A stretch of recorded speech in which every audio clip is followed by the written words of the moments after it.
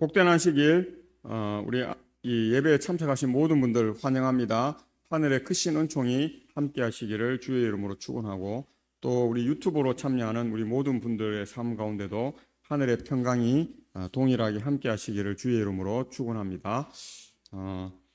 오늘 저는 수직과 수평, 관계의 복이라고 하는 제목으로 말씀의 은혜를 함께 나누고자 합니다. 우리 좀 긴 성경이지만 출애굽기 20장 8절에서 11절 우리 교동문에서 낭독했는데요. 제가 읽도록 하겠습니다. 안식일을 기억하여 거룩하게 지키라.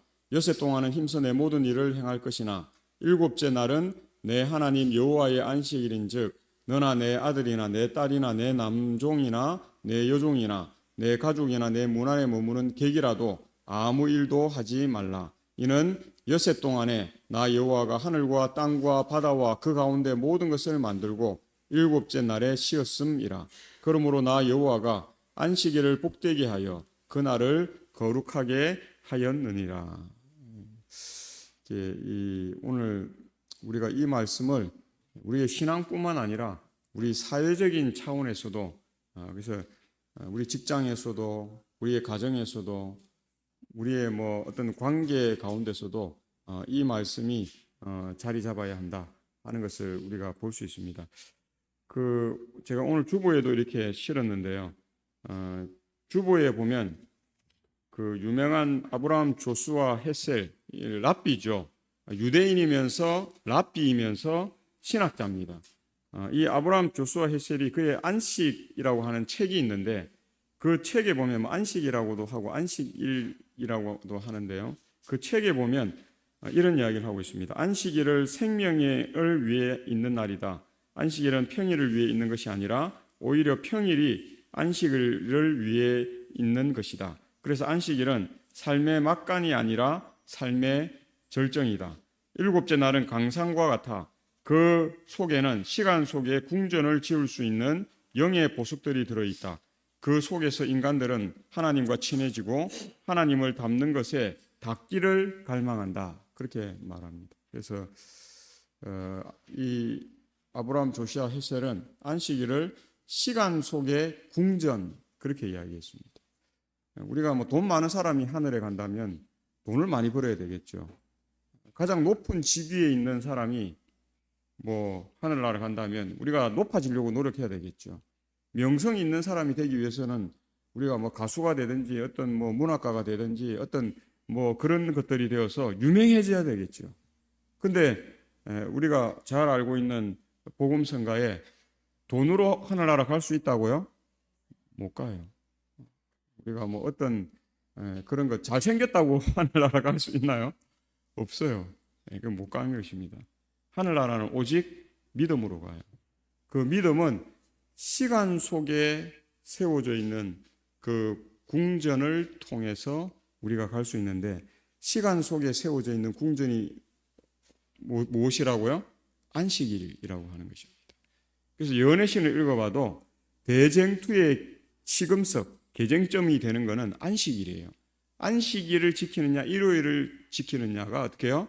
마지막 싸움의 이 결과로 사단에 속해 있는 무리가 일요일을 지키는 무리고 하나님께 속해 있는 무리가 안식일을 지키는 무리로 그래서 예언의 신에 이야기합니다. 그래서 다 통하는 이야기, 일맥상통하고 있는 그러한 이야기라는 사실을 우리가 알 수 있다고 하는 사실입니다. 레위기 19장 18절에도 원수를 갚지 말며 동포를 원망하지 말며 내 이웃 사랑하기를 내 자신과 같이 사랑하라. 나는 여호와이니라.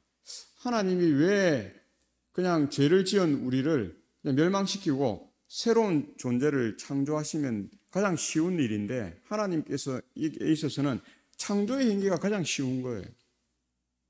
하나님이 가장 즐거이 하시는 일이고 하나님이 가장 기뻐하시는 일이에요. 하나님이 실패한 사람들은 그냥 없던 것처럼 만들어버리고 새로운 것 하면 되죠. 근데 하나님은 그 쉬운 방법 하지 않고 가장 어려운 방법을 택하신 이유는 하나님이 창조하신 이 인간들과 이 물질과 세계는 가장 하나님의 아름다움을 잘 나타내는 완벽한 존재들이에요. 그래서 새로 지어도 하나님이 이 이상 존재를 뭐 할 수가 없어요.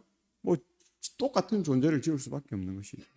그래서 하나님은 쉬운 방법, 똑같은 존재의 실패한 존재를 없애고 또 똑같은 존재를 통해서 성공하는 길을 가고자 한 것이 아니라 실패한 우리를 회복시키셔서 우리가 이제 다시는 어떻게 해요?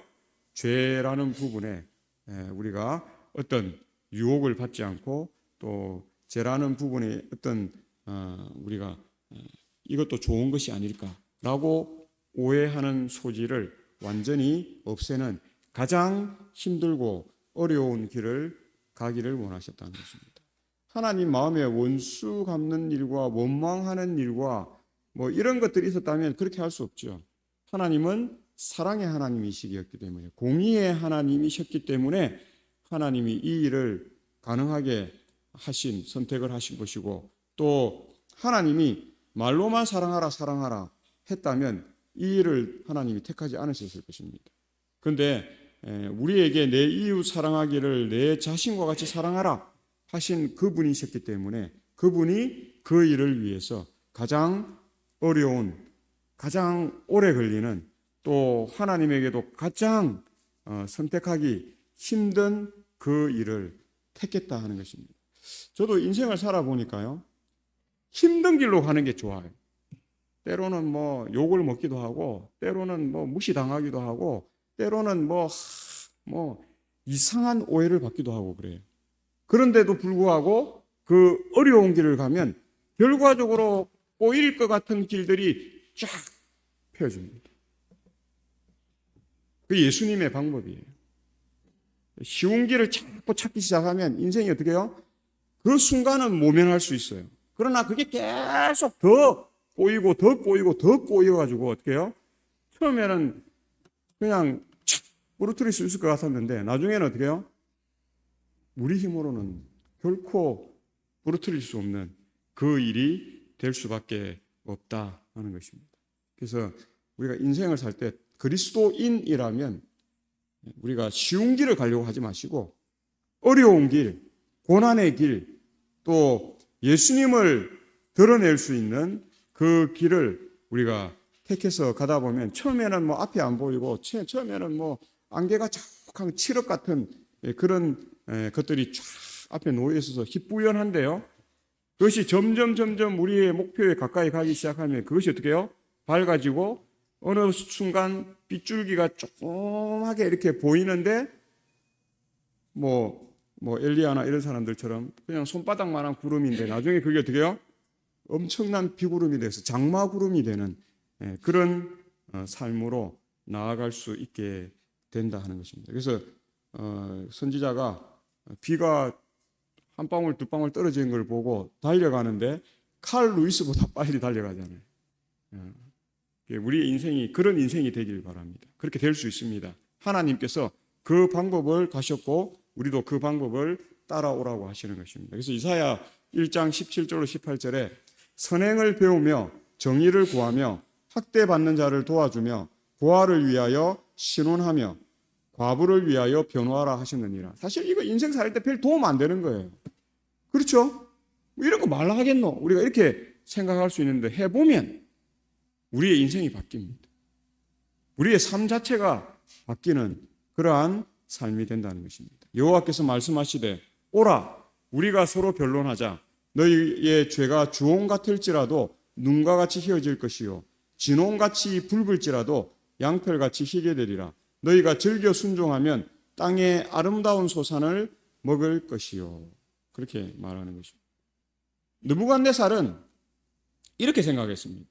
모든 세상을 지배한 가장 큰 왕이 되는 것이 가장 위대한 것이고 또 세상에 가장 좋은 음식들을 차려서 마음껏 먹는 것이 가장 성공한 삶의 모습이라고 생각했어요. 그래서 어떻게 해요? 근데 느부갓네살은 참 독특한 사람이에요. 자기만 그렇게 누리고 독재자처럼 살면 될 텐데 느부갓네살은 그렇게 하지 않았어요. 느부갓네살은 자기가 정복한 노예들에게도 어떻게 기회를 줬어요. 그리고 자기가 하는 것이 가장 좋은 것이 아니냐. 너희도 거기에 동참하라고 그렇게 했어요. 미국이 성공할 때 그런 모습이 있었어요. 미국이 잘 나갈 때는 세계 모든 사람들의 이민을 받아줬어요. 조건을 별로 달지 않았어요. 그리고 너희들도 아메리칸 드림 여기서 어떻게 해요? 마음껏 너희들의 실력과 능력과 이런 것을 펼치라는 것입니다. 그거는 국가에도 도움이 되고 너희들에게도 도움이 되고 서로 윈윈하는 전략이라고 그렇게 생각했어요. 느부갓네살의 생각입니다. 그래서 느부갓네살은 피지배 노예 가운데 종들 가운데서도 똑똑한 사람들을 잡아가지고 어떻게 해요? 교육을 시킵니다. 박사도 만들고 무당도 만들고 술객도 만들고 점쟁이도 만들고 또 신하들도 만들고 그렇게 했어요. 그게 세계를 거의 정복하려고 하는 그 길로 나아갈 수 있었던 느부갓네살의 전략이었습니다. 그리고 종교를 완전히 탄압하지도 않았어요. 자신보다 더 높이지만 않는다면 어느 정도 종교도 인정해주는 관용 정책을 폈어요. 아주 훌륭한 왕이죠. 그 당대에 그 시대에 폭력이 난무하고 억압이 난무하고 왕이면 마음대로 할 수 있는 시대에 느부갓네살은 참 똑똑한 사람이었어요. 똑똑하기도 했고 어느 정도 믿음이 있는 사람이기도 했고 그렇게 한 사람이었습니다. 그래서 그가 키우고 있는 노예들 가운데서도 어떻게 해요? 왕이 먹는 음식을 줘가지고 어떻게 해요? 그들을 교육하기를 원했어요. 그들을 훈련하고 그들을 더 좋은 그러한 인재로 만들기를 원했다는 거죠. 자기가 먹는 술들을 하사했어요. 지금 우리가 생각해 보면 그 당대의 그 관점에서 보면 느부갓네살은 정말 위대한 왕이에요. 그런데 그게 다가 아니었다는 것을 성경이 이야기해 줍니다. 세상적으로는 위대하다고 그렇게 칭하고 영원하리라고 칭한 그 바벨론이 하나님의 시각, 믿음의 시각에서는 그게 뭐예요? 조금 괜찮은 것뿐이지 영원한 게 되지 않는다는 사실을 우리에게 다니엘서는 말씀해 주고 있다는 것입니다. 세상을 절대 따라가지 않게 되시길 바랍니다. 바벨론에서 나와야 합니다. 그게 마지막 기벌입니다. 바벨론이 뭐였기 때문에요? 무너졌기 때문에 바벨론에서 나와야 하는 것입니다. 바벨론에서 다 나오게 되시길 바랍니다. 그래서 세상이 추구하는 물질, 세상이 추구하는 성공, 세상이 하는 남보다 나은 집, 남보다 나은 차, 남보다 나은 통장의 잔고, 남보다 나은 사업의 성공, 남보다 나은 출세, 남보다 나은 대학, 남보다 나은 어떤 스펙. 오늘날 한국 사회가 스펙 추구하다가 망할 뻔한 나라라는 것을 세계가 말하고 있습니다. 한때는 스펙만 좋으면 대학하고 취직되고 됐어요. 지금 스펙 안 봅니다. 지금 면접 보러 가는 학생들 뭐 하는 줄 압니까? 블라인드 면접합니다. 심지어 우리 교단인데 목회자 자녀다, 장로님 자녀다 이런 거 다 무시하고 면접 봅니다. 그래서 뭘 만들었어요? VIP 면접을 보는 것입니다. S데이, 옛날에 S데이 전형인데 그 밖에 사람들이 이제 다 아니까 그 S데이 말 자기 교단이니까 자기 아이들 뽑으려고 하는 것 같다 이래 인식이 되니까 그 말 없애피고 VIP 전형 이래가지고 그나마 40명 뽑는데 한 대여섯 명 우리 교인 뽑고 많이 뽑아야 10명 뽑고 그렇게 합니다. 우리 36 중고등학교도 마찬가지잖아요. 중학교 유명한데 150명 뽑는데 우리 교인은 20명 겨우 뽑을까 말까 합니다. 지금 시대는 스펙으로 성공하는 시대는 이제 지나갔어요. 한때는 스펙으로 이렇게 할 수 있을 거라 생각하고 자격증도 막 수십 개씩 따고 막 이런. 그래서 어떤 사람들은 그 자격증 그게 있는데 지갑이 있는데 풀면 60 몇 개 자격증이 쫙 있어. 근데 그것 가지고 먹고 살기 어렵다는 거죠. 자격증이 60 몇 개가 1급 자격증 이런 게 있는데 먹고 살기 어렵다는 거죠. 그래서 그런 것으로 성공할 수 없다. 어느 한때는 통할 수 있어요. 그러나 그것이 영원할 수 없다는 것을 지금 우리 사회가 끊임없이 보여주고 있다. 이 말씀은 참 유명하죠. 우리가 변론하자. 너희가 제 죄가 주홍 같을지라도 눈과 같이 희어질 것이요 진홍같이 붉을지라도 양털같이 희게 되리라. 너희가 즐겨 순종하면 땅의 아름다운 소산을 먹을 것이라고 하나님이 약속하시고 계신다 하는 것입니다. 그래서 스펙 쌓는 건 뭐 나쁜 거 아닙니다. 나쁘다고 하는 거 아닙니다. 우리가 뭐 직장 생활 열심히 하는 건 나쁘다고 하는 거 아닙니다. 또 우리가 뭐 부지런히 뭐 돈을 벌고 나쁘다고 하는 거 아닙니다. 그게 전부라고 생각하면 안 된다는 것입니다. 그게 하나님보다 더 중요하고 그것이 예수님의 구원보다 더 중요하다고 생각하는 것이 나쁘다고 하는 것입니다. 그게 죄라고 성경은 제가 하는 이야기가 아니라 성경이 그게 죄악이라고 우리에게 말씀하고 있다는 것입니다. 우리가 열심히 부지런히 살아야 합니다. 여세 동안은 힘써 내 일을 하라고 하셨으니까. 그럼에도 불구하고 너희가 즐겨 순종하면 땅의 아름다운 소산을 먹는다고 우리에게 약속하셨어요. 그래서 우리가 이 안식일도 우리가 지키고 우리가 하나님을 믿고 하나님의 방법대로 살려고 하는 것입니다.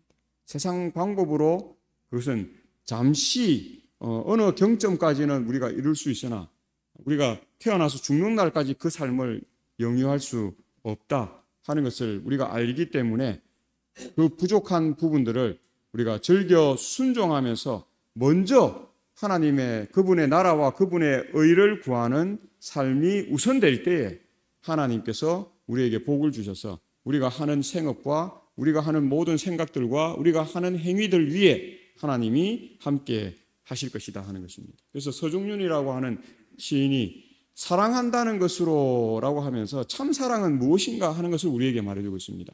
사랑한다는 것으로 새 날개를 꺾어 너희 곁에 두려 하지 말고 가슴에 작은 보금자리를 만들어 다시 날아갈 힘을 줄 수 있어야 한다. 그렇게 이야기합니다. 그래서 꽃으로도 뭐 하지 말라고요? 때리지 말라. 우리가 잘못하는 사람들에게 뭐 자녀들이나 뭐에게는 선생님이 잘못하는 제자에게는 회초리를 들 수 있어요, 없어요? 들 수 있어야 합니다. 그걸 이야기하는 게 아니에요. 우리가 진정 필요한 매를 드는 것이 사랑의 매가 아니라 그냥 내 울분에 의해서 내가 화가 났을 때 라멕처럼 어떻게 해요?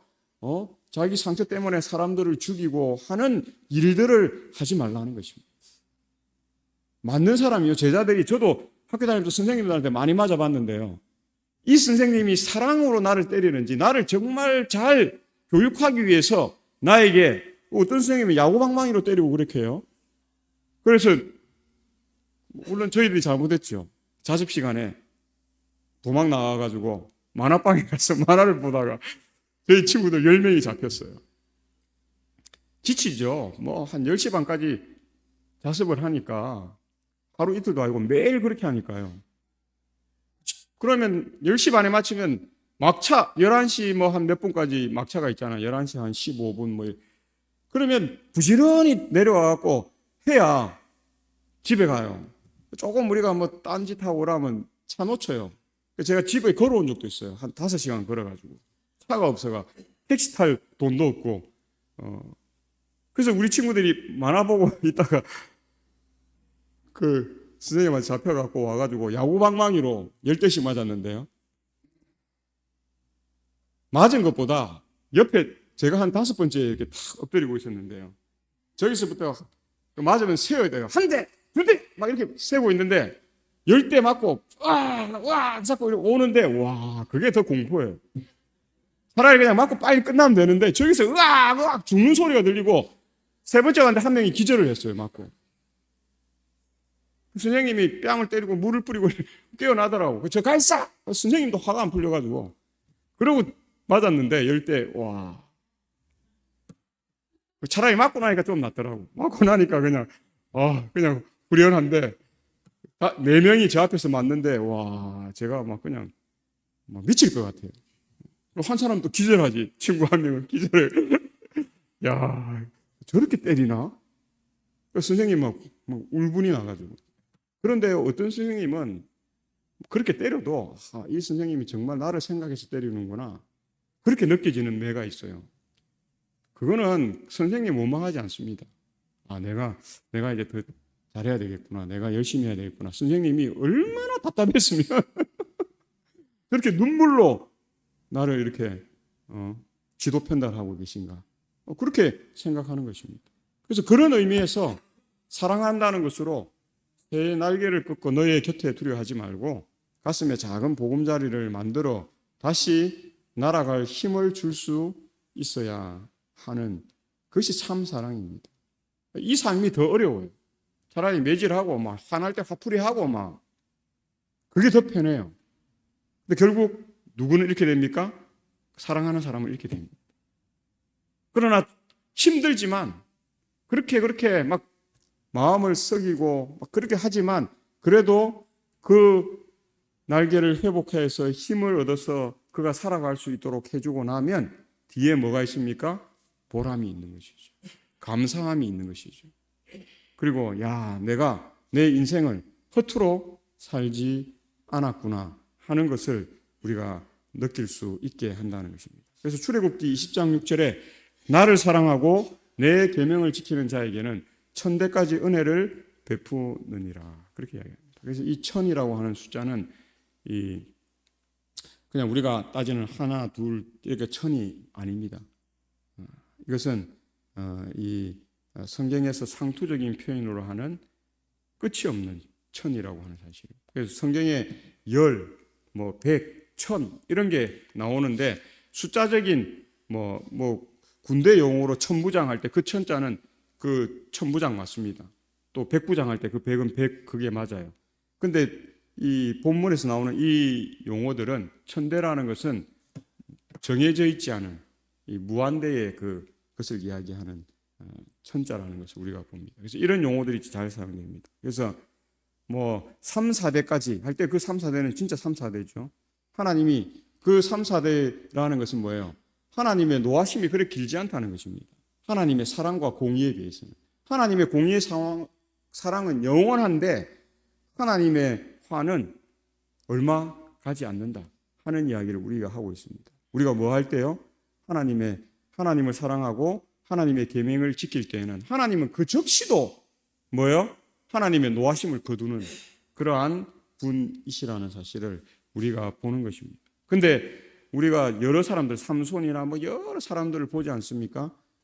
이 볼 때에 하나님께서 하나님의 사랑은 어떻게 해요? 아주 길다는 것을 봅니다. 그래서 삼손이 두 가지를 다 거역했을 때도 하나님은 끝까지 삼손을 포기하지 않습니다. 삼손이 마지막 끈을 딱 놓을 때 하나님은 어떻게 해요? 그때 하나님과 그 언약이 이제 파기되었기 때문에 더 이상 하나님이 악한 일을 하는 삼손을 보호할 이유가 없는 것이죠. 하나님의 성품과는 정반대의 삶을 추구하고 사니까. 그런데 이제 죄를 짓고 비로소 삼손이 자기의 잘못을 깨닫고 자기가 사랑했다고 생각한 들릴라가 자기의 순수한 사랑을 들릴라는 어떻게 해요? 자기만큼 순수하게 사랑하지 않은 것입니다. 그걸 깨달은 것이죠. 하나님만이 진정한 사랑으로 그와 함께 하신다는 걸 깨닫고 마지막에 눈도 다 뽑히고 마지막에 하나님의 사역을 이루는 삼손이 건강하고 좋을 때 그 일을 했으면 얼마나 좋았겠어요. 다 잃어버리고 눈도 다 뽑히고 어떻게 해요? 그 일을 하는 삼손의 모습. 그래도 그것까지도 하나님이 뭐합니까? 허락하시고 받아들이시는 하나님의 사랑은 무궁무진하시다 한 것을 우리가 볼 수 있다 하는 것입니다. 그래서 호세아 6장 6절에 나는 인애를 원하고 제사를 원하지 아니하며 번제보다 하나님을 아는 것을 원하노라. 호세아가 이 말을 하기 때문에 우리에게 더 감동적인 것입니다. 호세아는 어떤 사람입니까? 그 아내가 바람둥이에요. 데리고 오면 집 나가고 데리고 오면 집 나가고 집 나갈 때마다 다른 사람을 만나고 심지어는 다른 사람의 아이를 임신해서 호세아가 찾아보니까 다른 아이의 아이를 임신하고 있는 거예요. 호세아는 괴로웠어요. 그런데 하나님이 데려오라는 거죠. 그것도 어떻게 합니까? 하나님을 신실히 믿는 호세아니까 하나님이 데려오라니까 데려오는 것입니다. 신약에 와도 똑같은 이야기가 있습니다. 마리아가 임신했다는 이야기가 들리는 거예요. 종혼을 한 요셉이 사람들에게 이야기가 들리는데 마리아가 임신했다는 거예요. 그런데 자기는 관계를 한 적이 없어. 자기는 잠자리를 한 적이 없어. 동침한 적이 없어요. 근데 임신했다는 거예요. 그 마리아를 불러와서 물어보니까 임신했어. 근데 천사가 그날 밤에 고지를 하는데 이거는 인간의 아이가 아니다. 하나님이 어떻게 해요? 예, 하나님의 성령이 임시토록 한 일이기 때문에 내가 생각하는 그런 불륜이 아니라는 거죠. 인간적으로 받아들이기 쉽습니까? 어렵습니까? 어려운 일이죠. 근데 믿음이 있던 요셉은 뭐합니까? 순종하고 아내 마리아를 아내로 맞이하고 데려오는데 뭐 하지 않았습니까? 주저하지 않습니다. 그래서 호세아가 그러한 경험을 통해서 나는 인애를 원하고 재산을 원하지 아니하며 번제보다 하나님을 아는 것을 원하노라. 우리에게 그렇게 고백할 수 있는 것입니다. 그래서 마태복음 7장 12절에 그러므로 무엇이든지 남에게 대접을 받고자 하는 대로 너희도 남을 대접하라. 이것이 율법이요 선지자니라. 그렇게 이야기합니다. 내가 남을 제대로 대접 안 했는데 나만 대우받으려고 하는 게 가장 치명적인 어리석음입니다. 근데 나는 어떻게 생각해요? 늘 나는 대접받아야 돼. 나는 늘 대접받는 일에 익숙해 있고 그렇게 안 하면 나는 화가 나. 근데 나는 남을 대접해 본 적이 없어. 신앙인이 아닙니다. 신앙인이 아니에요. 우리 이것을 크게 뉘우쳐야 되고 우리 가슴을 찢어야 하는 것입니다. 황금률은 우리에게 주어져 있어요. 이것이 율법이요 선지자라고 이야기해요. 이것이 하나님의 강령이에요. 뭐라고요? 남에게 대접을 받고자 하는 대로 너희도 남을 대접하라. 앞에 조건이 있어요. 무엇이든지 어떤 일에 있어서든지 자녀와 부모, 형제, 어떤 이웃과 교인들과의 관계 가운데서라든지 어떤 우리의 일함에 있어서라든지 그 모든 부분에서 무엇이든지 우리가 남에게 대접을 받고자 하는 대로 너희도 남을 대접하라. 우리 그리스도인들이 이걸 잘 못하는데 밖에 사람들은 안 그렇습니다. 우리 이웃들 보면요, 자기가 뭔가를 원하면 선물을 갖고 와. 난데없이. 왜 이걸 갖고 오나? 제가 이번에 아파트 반장에 나가는데요. 저 좀 찍어주세요. 아니, 자기 찍어주려 하니까 뭐요? 그냥 맨입으로 와서 내가 일 잘하고 내가 스펙이 좋으니까 나 찍어주세요. 아무도 안 찍어줘요. 근데 어떻게 해요? 뭘 좀 사갖고 가서 인사를 하면서 아이고, 저 좀 찍어줘. 나 그 사람 안 될 줄 알았어요. 됐더라고. 네. 한 90표 되는데요. 까슬아슬하게 됐더라고. 54표로 됐더라고. 반이 안 되면 안 돼요. 최소 50표 이상을 득표를 해. 51표 이렇게 득표를 해야 되는데 50표만 돼도 재투표를 해야 되는데 54표 나와가지고 감사 인사 그렇게 막 올려놨더라고. 뽑아줘서 감사하다고. 몇 표 차로 됐어요? 4표 차로. 제가 개인적으로 생각했을 때 그 인사를 다녔으니까 뽑아준 것 같아요. 인사 안 다녔으면 50표 안 나왔을 것 같아요. 밖에 사람들은 그런 거 잘해요. 아파트 타보면요, 어떤 사람은 인사를 쫙 이렇게 하는 사람이 있어요. 어떤 사람은 인사를 쫙 해도 안 받는 사람이 있어요. 독특한 사람 많아요. 안녕하세요 하고 인사를 하는데도 안 받겠다. 내릴 때 한번 인사 안 하고 또 사진 들어가십시오 인사해도 어떻게 해요? 귀도 안 봐. 그냥 제가 개인적으로 저분은 귀가 잘 안 들리시는 분인가? 제가 개인적으로 그런 생각했어요. 그래가 그다음 또 며칠 있다 또 만나 또 인사를 했어요. 그냥 이러고 가. 또 옆에 또 알고 수 있어요. 인사하는 법을 몰라. 자기는 인사 안 하고도 살 수 있는 거예요. 이웃하고 관계 없어도 사는 거예요. 그러니까 그냥 그래 사는 거라. 그러니까 나중에 제가 이제 그 사람을 한 서너 번 인사하다가 그 다음에 저도 한번 인사를 안 해봤어요. 그분이 타더라고. 나도 모른 척하고 인사도 안 받아주는데 뭐 인사를 계속 할 수 있나요? 그래 안 받아줬더니 아무 반응이 없어. 그 사람 먼저 그 사람 1층에서 내리고 지금 운동하러 갔다 오고 이러니까 자주 만나요. 저는 지하에서 이제 차를 타니까 1층에서 먼저 내리거든요. 그 내릴 때 어떻게 하나 한번 보자고 가만히 있어 보니까 뒤도 안 봐요. 그냥 가. 참 독특하시구나. 나이는 한 70쯤 돼 보여요. 한 70쯤 되는 분인데 인생을 그렇게 살면 안 됩니다. 인생을 그렇게. 우리 아이들, 아파트에 사는 아이들은 탔다면 아는 아저씨도 뭐 무조건 인사해요. 안녕하세요, 안녕하세요 인사해요. 어디서 가르치기 때문에?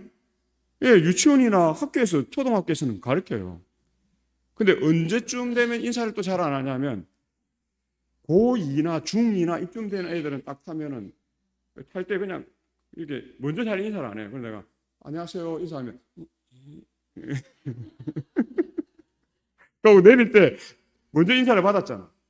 나이 많은 자기가 볼 때 아저씨가 먼저 인사를 하니까 내릴 때 그냥 말을 안 하고 그냥 이러고 가요.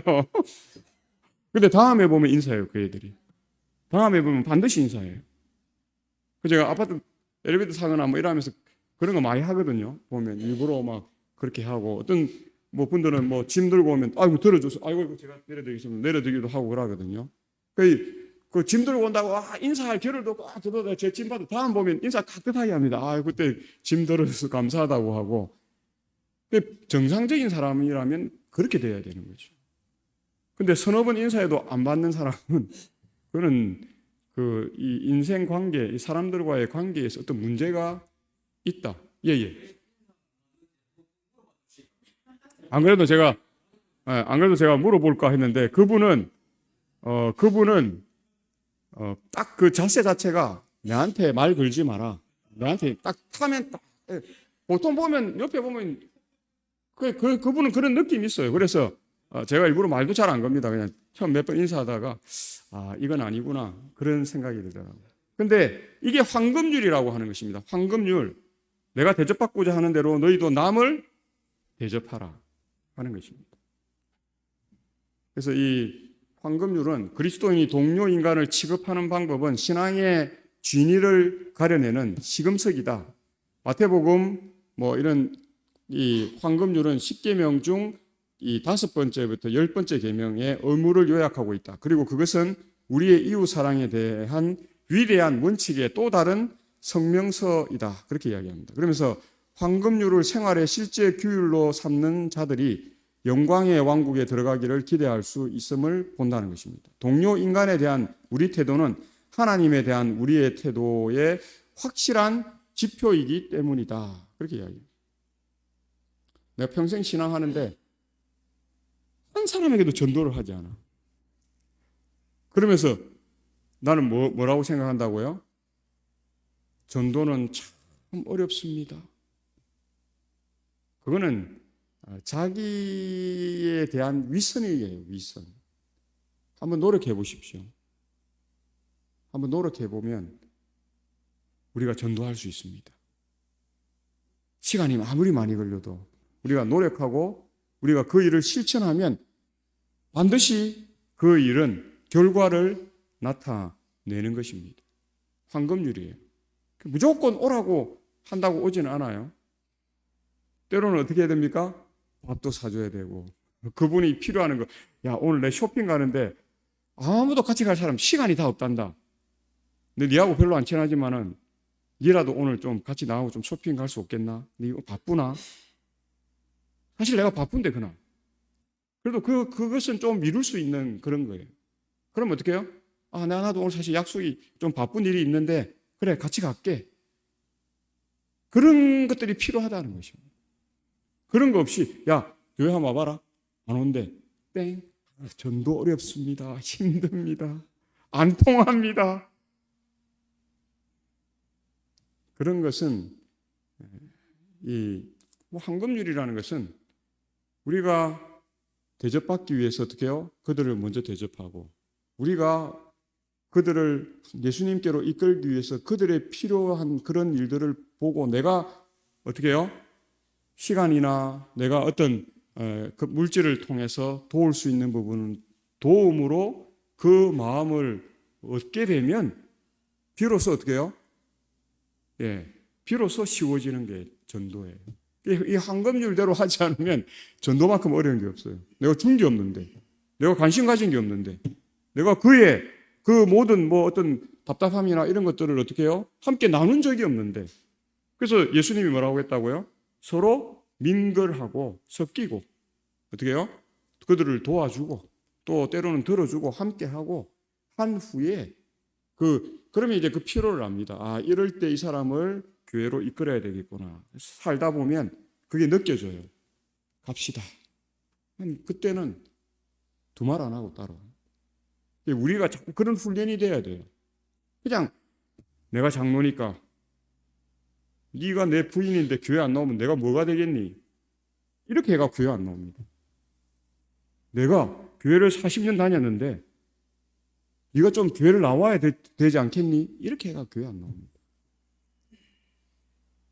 우리의 생활이 반영되고 우리가 그들과 섞여서 그들이 공감대를 형성하게 될 때에 비로소 황금률의 그 결과들, 열매들을 우리가 거둘 수 있다는 것입니다. 그래서 야고보서에도 자유롭게 하는 온전한 율법을 들여다보고 있는 자는 듣고 잊어버리는 자가 아니요 실천하는 자니 이 사람은 그 행하는 일에 복을 받으리라. 누구든지 스스로 경건하다 생각하며 자기 혀를 재갈 물리지 아니하고 자기 마음을 속이면 이 사람의 경건은 헛것이라.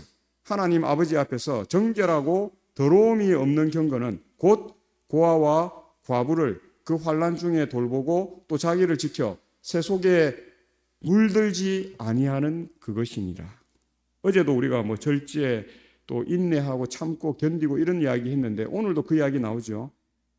이렇게 스스로 우리가 혀에 재갈을 물려야 한다 하는 이야기를 합니다. 절제, 뭐 자제, 뭐 이런 것들이 참 중요해요. 경건. 그래서 뉴스타트에도 절제가 나오고 신앙에도 자제가 나오고 또 마지막 남은 백성에게 참고 인내하고 견디고 재갈 물리는 자기 입에 스스로 재갈 물리는 이 일을 우리가 해야 한다 하는 것들을 우리가 볼 수 있다고 하는 사실입니다. 참 어렵죠. 나를 위해서 참는 것은 못 참죠. 나를 위해서 참으라 하는 것이 아닙니다. 누구를 위해서요? 그 구도자를 위해서. 그 사람을 위해서 우리가 뭐 하는 것입니까? 인내하는 것입니다. 우리의 구원은 이루어진 거예요. 우리가 예수님 믿고 우리가 예수님 안에 있는데 우리 구원을 걱정할 필요가 없어요. 누구를 구원하기 위해서요? 다른 사람, 우리의 이웃, 우리의 가족, 우리의 사랑하는 사람들, 나의 친구, 나의 그 구원하고자 하는 사람들을 위해서 내 입에 내가 뭘 물리는 거예요? 재갈을 물리는 겁니다. 바른 말을 얼마든지 할 수 있죠. 내가 하는 말이 바른 말이 맞아요. 틀리다 하는 게 아닙니다. 바른 말하고 뭔 잃어버려요?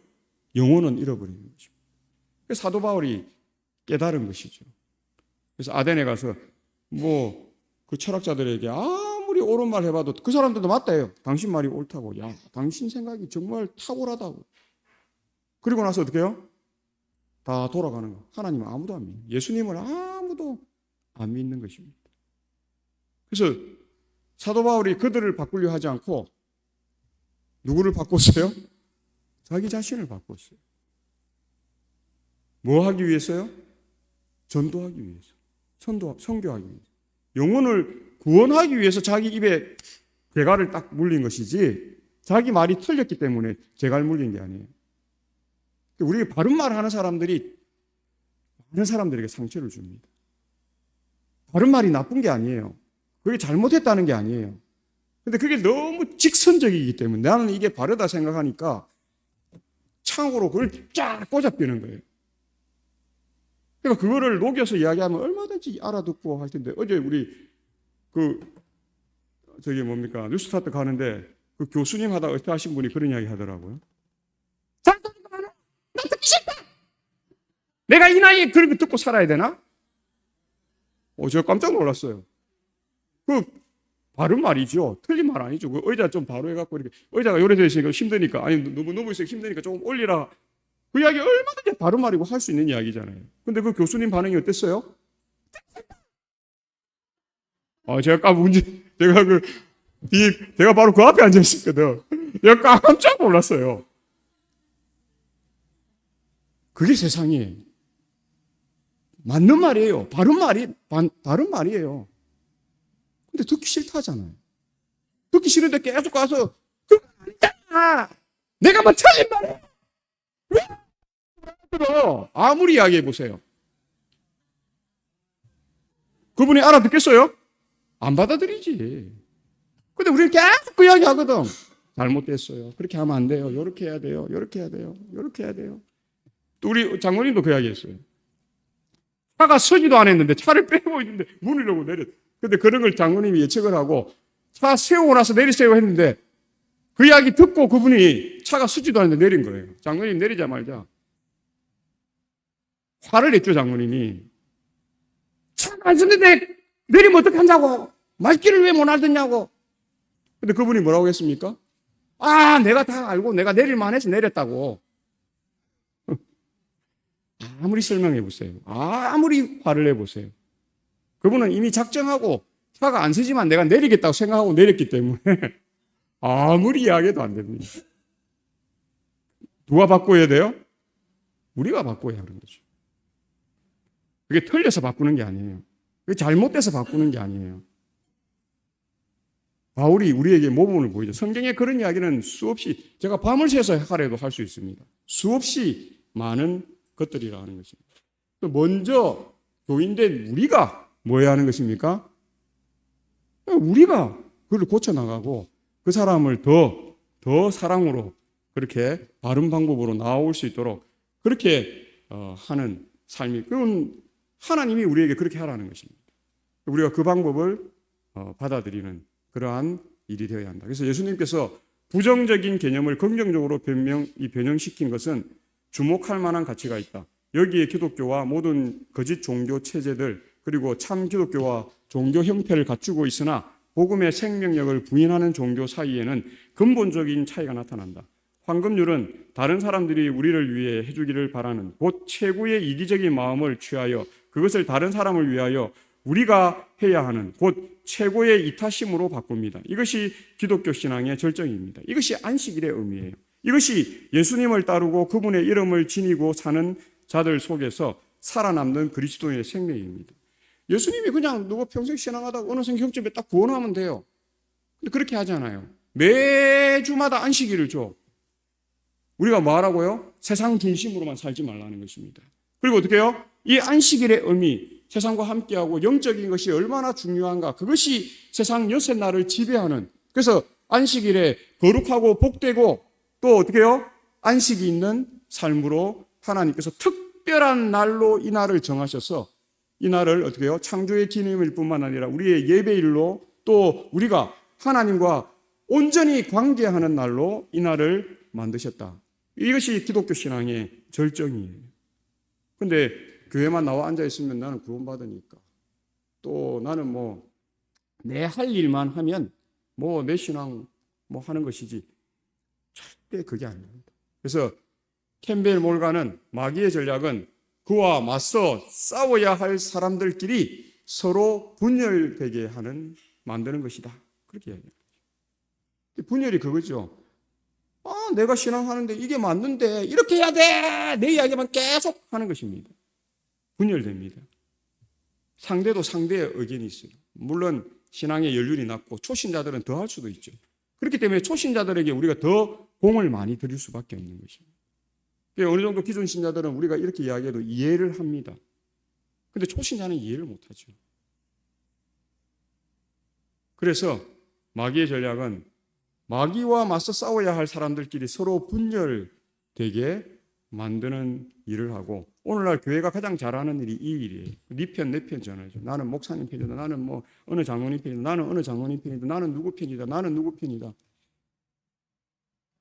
교회가 가장 하지 말아야 할 일이 그런 일이라고 하는 사실을 우리가 봅니다. 그래서 교회가 해야 할 일은 연합입니다. 연합. 하나 되는 일이에요. 내 주장이 아무리 논리적으로 맞다 할지라도 연합에 방해가 된다면 그걸 양보할 필요가 있어요. 그래서 뭐 해야 됩니까? 차라리 내가 주장을 좀 꽂고 교회가 연합하는 것이 낫죠. 그것이 하나님이 우리에게 원하는 법입니다. 그래서 다른 모든 교단에 가보세요. 연합의 교리가 있나? 없습니다. 유일하게 제7일 안식일 예수 재림교회만 연합의 교리가 있습니다. 그게 절제와 또 이런 것과 연결이 됩니다. 성경 말씀에 그리스도는 황금률에 제시된 원칙이 무언가 새로운 것이 아님을 역설합니다. 그것은 모세를 통해서 주어진 것, 토라와 선지자들이 기록한 바로 그 율법의 본질입니다. 다른 말로 하면 구약 전체의 본질이기도 한데요. 신약에만 사람의 율법을 할당하고 구약을 잊혀지고 캐캐 묵은 종교 제도로 떨어뜨리는 자는 특별히 율법이나 선지자에 나타난 위대한 원칙을 추워도 바꿀 생각 없이 오신 주인에 대한 비난자가 되는 것이라고 합니다. 그래서 이 산상설교 전체는 이 위대한 진리에 대한 예정인데 그리스도는 모세와 선지자들의 가르침을 폐하려고 오지 않았다는 사실입니다. 그것을 확대하고 종기하게 함으로 율법에 대한 그분의 태도를 상세하게 설명하는 것이 예수님의 삶, 또 예수님의 십자가, 예수님의 지금 하늘 지성소 사업이라 하는 것을 우리가 봅니다. 그래서 시편에는 여호와의 율법은 완전하여 영혼을 소성시키며 여호와의 증거는 확실하여 우둔한 자를 지혜롭게 하며 여호와의 교훈은 정직하여 마음을 기쁘게 하고 여호와의 계명은 순결하여 눈을 밝게 하시도다. 여호와를 경외하는 도는 정결하여 영혼까지 이루고 여호와의 법도 진실하여 다 의로우니 금 곧 많은 순금보다 더 사모할 것이며 꿀과 송일꿀보다 더 달도다. 그렇게 이야기합니다. 오늘 우리가 예수님의 동행하고 함께하는 것을 더 사모하시는 삶들이 되기를 간절히 소망합니다. 그것이 수직 관계에서 하나님과의 나의 관계, 그 다음에 수평 관계에서 우리 동료 인간들 간의 관계를 완성하신 예수님의 십자가 사명, 그 대속의 의미를 가장 잘 우리가 실천하며 사는 삶이라는 것을 잊지 않게 되시길 바라고, 나에게는 조금 엄격할 필요가 있습니다. 내 삶에는 성경을 쫙 이렇게 반추해서 좀 엄격하게 내 삶은 살아야 하고, 상대에 대해서는 우리가 뭐 해야 됩니까? 유할 필요가 있습니다. 그들을 좀 이해해 주려고 하고, 좀 이해 안 되는 부분도 우리가 좀 용납하고, 초신자들일 경우는 더 그렇죠. 그런 사람들에 대해서 우리가 조금 더 넓은 마음을 가지고 있고, 그래서 내가 베드로가 그렇게 이야기하지 않았습니까? 유대인들은 3번 용서하는데 제가 3번을 더해서 6번에 1번 더해갖고 7번 하면 저 정말 제 용서가 완벽하지 않습니까? 베드로가 예수님께 물었을 때 예수님이 뭐라고 이야기했다고요? 아니다. 아니다 이야기했어요. 그러면서 7번에 70번이라도 하라. 그 이야기 하신 거예요. 우리가 잘 기억하셔서 하나님의 사랑은 그렇기 때문에 예수님이 이 땅에 오실 수 있었다 하는 것을 우리가 생각하시고, 우리가 그 사랑만큼은 우리가 뭐 결코 될 수 없죠. 그러나 뭐는 해야 돼요? 따라서 흉내는 내는 그 삶을 우리가 훈련하다 보고 연습하다 보면 어느 순간 큰 바위 얼굴을 닮아가고자 했던 그 마음이 큰 바위 얼굴을 가장 잘 닮았던 것처럼 그렇게 닮아갈 수 있다. 우리가 그런 사람 되시길 바라면서 말씀을 드리겠습니다.